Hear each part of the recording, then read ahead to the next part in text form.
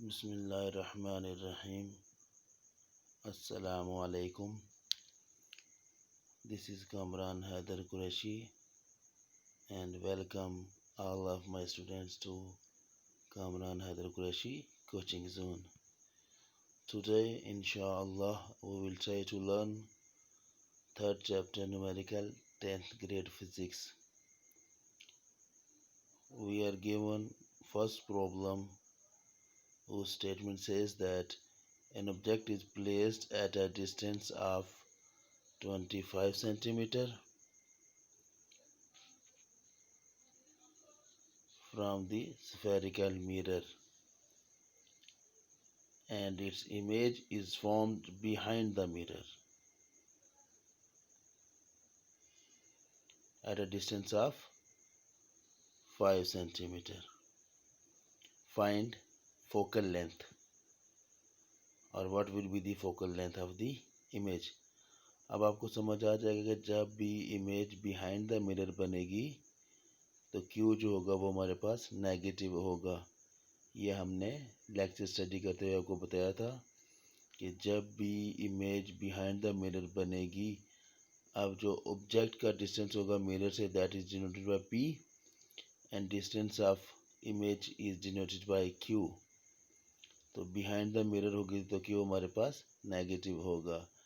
As mirror formula is given by 1/f equals to 1/p plus 1/q, where f represents focal length, p is the distance of image, p is the distance of object and mirror, pole of the mirror, and q is the distance between image and the mirror. So setting in the values, we get 1/f equals to 1/p and p equals to 25 centimeter plus 1/q and q is 1/-5. q is -5. तो इनको solve करेंगे. 1/f equals to 1/25 minus 1/5, which gives us, by taking LCM, 25, 1 minus 5. Simple calculation है mathematical, and we get 1/f equals to -4/25. तो because हमने focal length की value find करनी, तो जब उसका रेसिप्रोकल लेंगे तो फोकल लेंथ हमारे पास आ जाएगा -6.25 सेंटीमीटर. तो फोकल लेंथ नेगेटिव क्यों आया? क्योंकि image is formed behind the mirror. Negative sign जो है वो इंडिकेट करेगा the mirror use in this problem is a convex. So problem number 2, consider a lens that produces a real image 3 times larger that of the object. The distance between the image and the object is 1 meter. Calculate focal length of the lens. Problem number 2 में जो हमें given है कि हमारे पास एक lens होगा और जो इमेज बनेगी that is 3 times of the larger as the object. जो इमेज बनेगी वो ऑब्जेक्ट से 3 टाइम्स ग्रेटर होगी. अब डिस्टेंस जो हमारे पास गिवन है between image and object is 1 meter. तो मैग्निफिकेशन का फॉर्मूला हमारे पास है m is equal to Q/P. अब मिरर फार्मूला एडजस्ट करने के लिए हमारे पास 3 में से 2 वैल्यूज होनी चाहिए.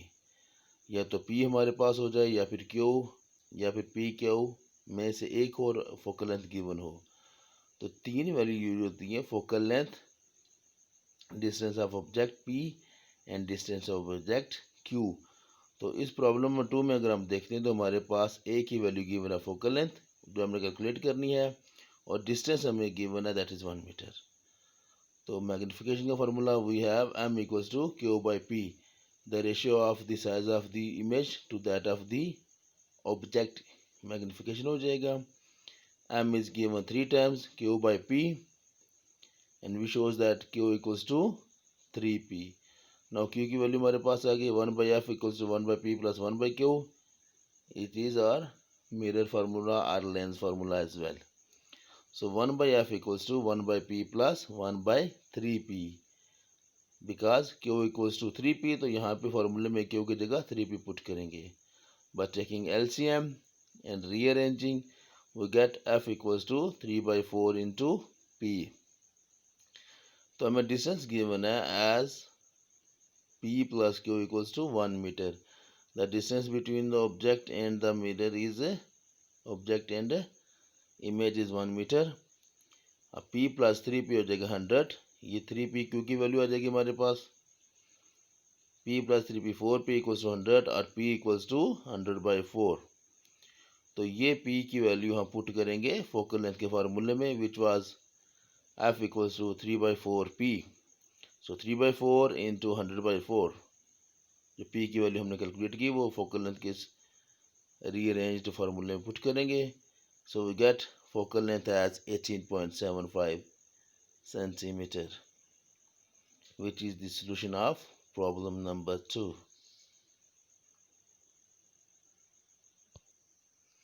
Now problem number 3, which says that a concave mirror produces a real image twice to that of the object, which is placed at the distance of 10 centimeter from the in front of the mirror. Where is the image located? अब यहाँ पे आप देखेंगे तो हमें P given है, which is the distance between pole and the object. Q हमने calculate करना है. यहाँ पे फोकल लेंथ भी नहीं गिवन, बट हमें ये कंडीशन गिवन है कि जो हमारे पास इमेज बनेगी that is real and that is also twice of the object. M equals to 2. यहाँ पे M का फॉर्मूला अप्लाई करेंगे Q by P. M equals to 2, Q by P, Q equals to 2P. अब P हमें given है 10 centimetre और हमने Q find करना है that where the image will be formed.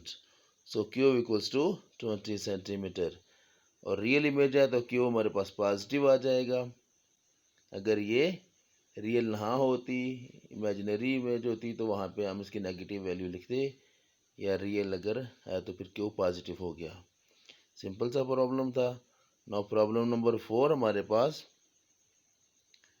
N object placed at a distance of 15 centimetre. Object होगा तो object का डिस्टेंस P हो जाएगा. P is at 15 centimetre in front of concave mirror. तो कनकेव मिरर की focal length negative, convex की positive. Convex यहाँ पे कन्वेक्स मिरर गिवन होगा तो कन्वेक्स की फोकल लेंथ नेगेटिव होगी और कनकेव मिरर की फोकल लेंथ पॉजिटिव होगी. जब कन्वेक्स लेंस होगा तो हमारे पास फोकल लेंथ इसकी नेगेटिव आएगी. Calculate Q. हमने फॉर्म करना है what will be the position of the image. अब पोजीशन ऑफ द इमेज हो या where the image will be formed और what is the size of the image, एक ही मतलब होगा. वहाँ पे हमने Q की वैल्यू फाइंड करनी है, बिकॉज इमेज का जो भी रिलेशन होगा मिरर के साथ या पोल के साथ that is denoted by Q. तो मिरर फार्मूला हमारे पास है 1/F equals to 1/P plus 1/Q. Setting करेंगे गिवन वैल्यूज 1/F, इसको रीअरेंज कर लें बिकॉज हमने Q फाइंड करना है. 1/F minus 1/P equals to 1/Q और 1/Q equals to 1/F minus 1/P. Value adjust करेंगे. फोकल लेंथ गिवन है 20 सेंटीमीटर एंड P की वैल्यू गिवन है 15. एलसीएम लेंगे, अलजेब्रिक कैलकुलेशन करेंगे. मैथमेटिकल कैलकुलेट करने के बाद हमारे पास आ जाएगा -5/20 इंटू 15 और 1/Q इक्वल्स टू -1/60. जब रेसिप्रोकल लेंगे तो हमारे पास Q की वैल्यू आ जाएगी दैट इज -60 सेंटीमीटर. तो यहाँ पे जो नेगेटिव साइन होगा वो इंडिकेट करेगा कि फोकल लेंथ कन्वेक्स मिरर की नेगेटिव होगी. तो यहाँ ऑटोमेटिकली हमारे पास नेगेटिव वैल्यू आ गई है विच represents that the image is virtual और जो कि बनेगी बिहाइंड द मिरर. आपको बताया था जब फोकल लेंथ नेगेटिव होगी इसका मतलब है जो इमेज बनेगी that will be found behind the mirror. से बिहाइंड द मिरर बनेगी तो नेगेटिव होगी एंड जो मिरर यूज करेंगे दैट इज कन्वेक्स मिरर. तो कन्वेक्स मिरर की फोकल लेंथ नेगेटिव होगी, कनकेव मिरर की पॉजिटिव. इसी तरीके से कनकेव लेंस की नेगेटिव होगी और कन्वेक्स लेंस की focal length will be positive. This is the solution of numerical problem number 4. Now we are moving towards the solution of problem number 6, which says that two mirrors are connected having power. Power of first mirror is 4.2 diopter and power of lens number 2 is negative 3.2 G. We are asked to calculate combined power of both and also focal length.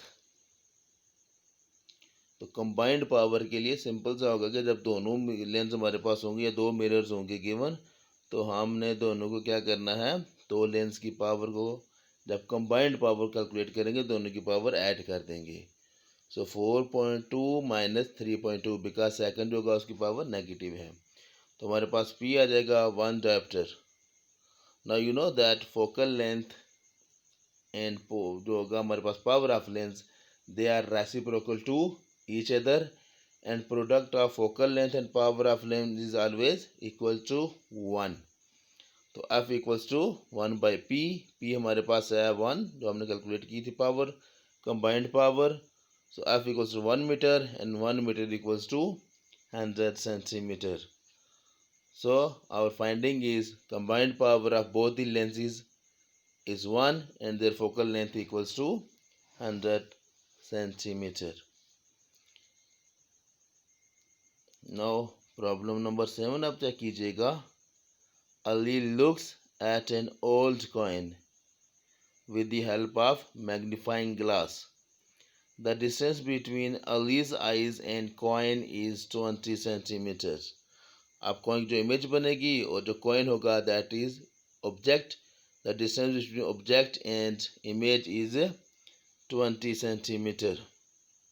And the focal length of the magnifying glass is also given as 4 centimeter. And we are asked to calculate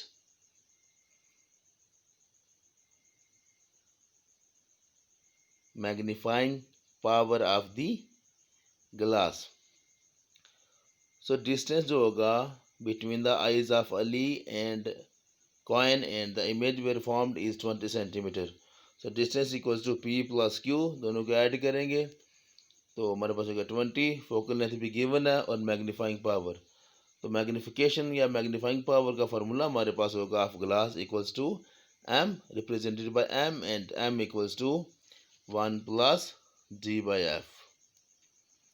तो distance given है that is 20 centimeter and focal length of glass is also given as 4 centimeter.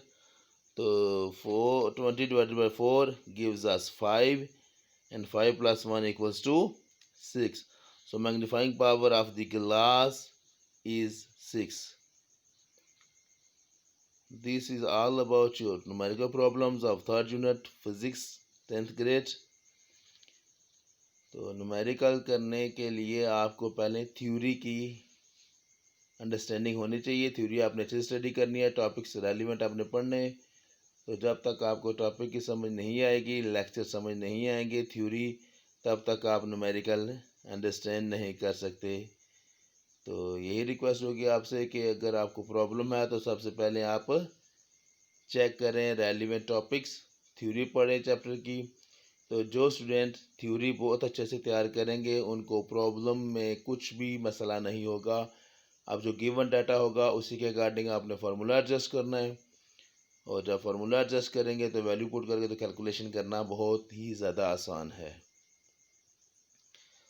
तो easy सा chapter है. तो जो remaining numericals हैं वो आपके लिए असाइनमेंट होगी, सिमिलर होंगे मोस्टली. तो 3-4 ही न्यूमेरिकल आपके लिए छोड़े गए हैं जो आपने असाइनमेंट करनी है. तो लाजमन आपने असाइनमेंट करेंगे आई होप. तो दिल लगा के स्टडी कीजिएगा, दुआओं में याद रखिएगा. नेक्स्ट लेक्चर तक इजाज़त दीजिए. अल्लाह ताला आपका हामी और नगहबान हो हर दो जहां में. अपना और अपनों का बहुत ख्याल रखिएगा. अल्लाह हाफिज़.